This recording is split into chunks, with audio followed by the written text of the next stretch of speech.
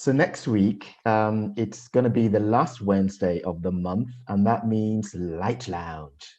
What comes up for you when you sort of think of next week and that? Yeah. You know what? I'm really glad that we decided to do the light lounges because what is active for me right now is, there's a lot of heaviness, there's a lot of weariness with the COVID. We've been in this for a year, we've been in lockdowns, several lockdowns. And I think it's about that balance between light and shade.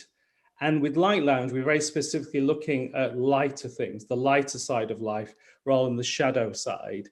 And what I realized for myself was recently I've been listening to a lot of news. It's one of the first things I put on the radio in the morning. There's news. And with the news, it tends to go to the challenging things, the struggle things, the shadow side. And I realized it was just really, there was a heaviness kind of waving over me. And so the antidote that I discovered was to play like a torch song, like a Whitney song, and lip sync. Mhm. And I started lip syncing in the mornings, and it just lifts my spirit and it kind of cracks me out of this heaviness, this weariness. And I think with Light Lounge, it's a deliberate attempt to bring people into space where there's fun, there's laughter and connection, as an antidote to perhaps some of the heavier or the deeper explorations that we make.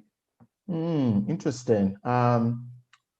It's interesting. I see it slightly differently, actually. I mean, the key thing for me is it's not facilitated by us. So it means that people have more time to actually explore what is currently alive for them. And when I think of light and shadow, I think the reason I see it differently is sometimes in the light, there can actually be shadow.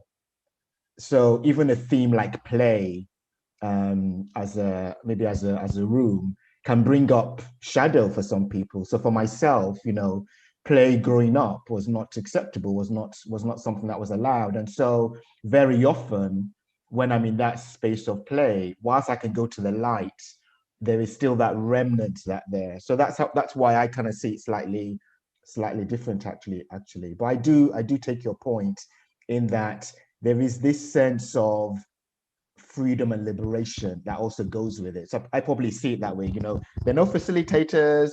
We can just sort of share whatever it is that's coming up for us based on the rooms that they're in. Yeah, and of course the rooms give a little bit of structure, a little bit of focus. And I've just written down what we decided for this week. So revealing what the rooms are going to be, so people get to choose. We've got resilience, which, like you say, you can be light and shade in there. Absurd situations, opportunities for some fabulous stories. Favorite tunes. I know that sometimes people play music and sometimes they just talk about it. Guilty pleasures. I think that one is definitely a room I would go to.